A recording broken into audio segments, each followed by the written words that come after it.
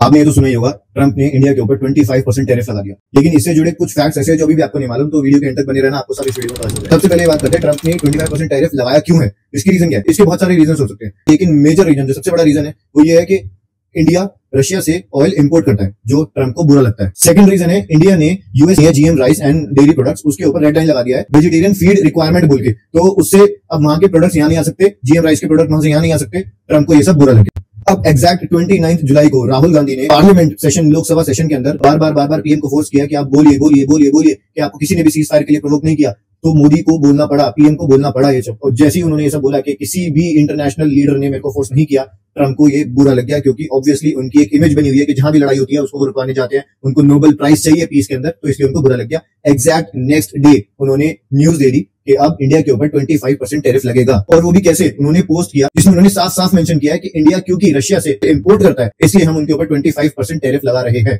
ये major reason है। इसके बाद next day, exactly next day वो एक पोस्ट करते हैं जिसके अंदर वो डिक्लेयर करते हैं एक फ्रस्ट्रेशन निकालने के लिए, क्योंकि खाली टैरिफ लगाने से उनकी फ्रस्ट्रेशन कंप्लीट नहीं होती है। नेक्स्ट डे वो एक पोस्ट करते हैं जिसमें वो इंडिया और रशिया को डेड इकोनॉमी बोलते हैं, और साफ बोलते हैं कि ये दोनों आपस में जो मर्जी करे, मुझे इससे कोई लेना देना नहीं है, क्योंकि इन दोनों की इकोनॉमी डेड इकोनॉमी है।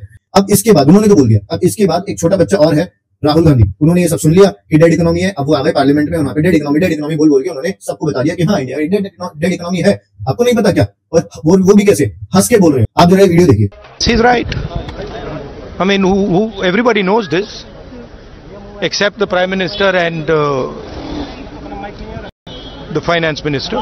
Everybody knows that the Indian economy is a dead economy. अब वो ये इस वीडियो में हंस के बोल रहे हैं कि इंडिया इकोनॉमी डेड इकोनॉमी है। अब या तो ये बेवकूफ है या फिर हम, क्योंकि इन्होंने इसी मार्केट में इन्वेस्टमेंट भी करी है। ये देखिए, इन्होंने इतनी सारी कंपनीज में यहाँ पे इन्वेस्टमेंट करी है, इनको इतना परसेंट यहाँ से रिटर्न भी मिला है। अब जो इकोनॉमी डेड होगी, आप खुद बताइए, वो रिटर्न देगी? वो भी इतना जबरदस्त रिटर्न मेरे को तो नहीं लगता कहीं से मिल सकता। लेकिन ये भाई सब बेवकूफ है, कुछ भी बोलते हैं। बॉर्नविटा भी क्या मजा आया, तो इनको हम इग्नोर मारते, वापस आते हैं अपने टॉपिक। तो अब बात करते हैं 25% टैरिफ लगा तो दिया, लेकिन इसका इंपैक्ट किसके ऊपर पड़ेगा? ऑब्वियसली इंडिया में जो कंपनीज एक्सपोर्ट कर रहे हैं उनके ऊपर तो पड़ेगा ही पड़ेगा, साथ में इसका बहुत बड़ा इंपैक्ट पड़ेगा यूएस सिटीजन के ऊपर। क्योंकि जो चीज वो आज तक फॉर एग्जाम्पल 100 रुपीज की ले रहे थे और उसके ऊपर 25% टैरिफ लग गया है, तो अब उनको वो चीज पड़ेगी 125 की। अब मैं आपको बात बताता हूँ कि इंडिया और यूएस का एक्सपोर्ट इंपोर्ट कैसे। अब बात करते हैं इंडिया और यूएस के ट्रेड की। अब लास्ट ईयर इंडिया और यूएस के बीच में $120 बिलियन प्लस का ट्रेड हुआ। इंडिया ने यूएस को सामान जो बेचा है वो है $80 बिलियन प्लस का, और जो इंडिया ने यूएस से सामान खरीदा है वो है कुछ $42 बिलियन का। तो ऑब्वियसली इंडिया एक अपर हैंड पे है, एक ट्रेड सरप्लस पे है।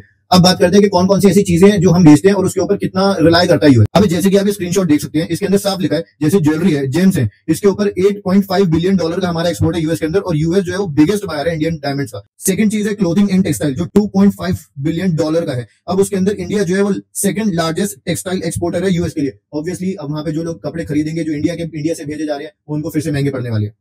थर्ड चीज आती है ऑटो एक्सपोर्ट, जो $2 बिलियन का एक्सपोर्ट है। फिर आता है इलेक्ट्रॉनिक्स, जिसमें स्पेशली स्मार्टफोन्स हैं। तो अब बहुत सारी कंपनीज है, जैसे सैमसंग है, एप्पल ऑलरेडी इंडिया के अंदर लेके आ चुका है अपना असेंबली लाइन। सैमसंग भी आगे सब सोच रहा है कि असेंबली लाइन इंडिया के अंदर लेके आए, तो फ्यूचर में बहुत सारी असेंबली यहीं पे होगी और यहाँ से फिर एक्सपोर्ट होगी। तो यूएस सिटीजन को ये बहुत भारी पड़ने वाला है, उनको हर चीज के लिए एक्स्ट्रा पे करना पड़ेगा। अब इतनी सारी न्यूज के बीच में एक और न्यूज आई है कि मे बी इंडिया रशिया से अपने सारे ऑयल इंपोर्ट्स बैन कर देगा और मिडिल ईस्ट कंट्रीज पे अब वो फोकस करेगा। तो ये सब कितना सच है कितना नहीं, ये अभी तो किसी को भी नहीं पता। लेकिन आपने ट्रंप का एक और न्यूज देखा होगा जिसमें वो बोलते हैं कि हम पाकिस्तान के साथ अपने ऑयल डील्स करना चाहते हैं, कि इंडिया पाकिस्तान से ऑयल इंपोर्ट करे आगे जाकर। और वो शायद ये नहीं जानते कि जिस ग्वादर पोर्ट के ऊपर वो इतनी बड़ी डील कर रहे हैं वो पाकिस्तान का खुद का ही नहीं है। ये पोस्ट देखो आप, बलूचिस्तान आर्मी ने ट्वीट किया है, उन्होंने बोला है कि भाई जिस पोर्ट को लेके तुम डील कर रहे हो पाकिस्तान के साथ, वो पोर्ट है ही नहीं पाकिस्तान का, वो हमारा है। तो डील करके क्या मिलेगा? कुछ भी नहीं, ठन गोपाल। और दूसरी बात, वहां ऑलरेडी चाइना इतना इन्वेस्ट कर चुका है, वो आपको ये सब करने देगा? नहीं, कभी नहीं। तो अब टाइज किस तरफ जाते हैं ये हमें कुछ टाइम बाद पता चलेगा, क्योंकि इंडिया नहीं चाहता उसके रिलेशंस रशिया के साथ खराब हुए, इंडिया नहीं चाहता उसके रिलेशंस यूएस के साथ खराब हुए, किसी के साथ भी खराब हुए। तो अब देखते हैं हम आगे जाके कैसे हो सकता है, क्या होगा कैसे नहीं होगा। बाकी एक छोटा सा लास्ट में हिंट दे सकते हैं, इंडिया रशिया और चाइना आपस में एक अच्छे टाई अपने रिलेशन बनाना चाहते हैं, जिससे वो डॉलर की डिपेंडेंसी को खत्म कर सके। बाकी ऐसी सारी वीडियोस के लिए ये और ये लास्ट वाला बटन दबाना ना भूले।